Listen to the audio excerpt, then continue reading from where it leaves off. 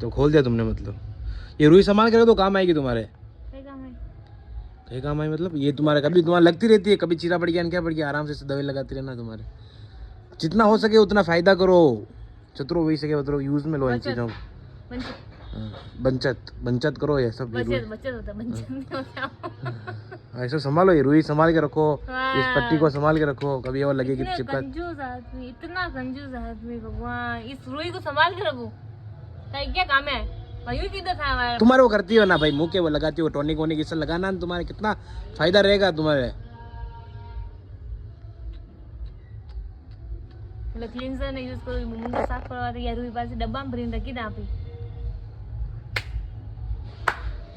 Guys ये हमारे नीचे ये प्लास्टर हम बेचना चाह रहे हैं, किसी को भी कोई ज़रूरत हो तो हमसे संपर्क करें, आधी रेट में दे देंगे हम। 3000 माल लगवाओ, 1500 में बिना रुई के दे देंगे हम।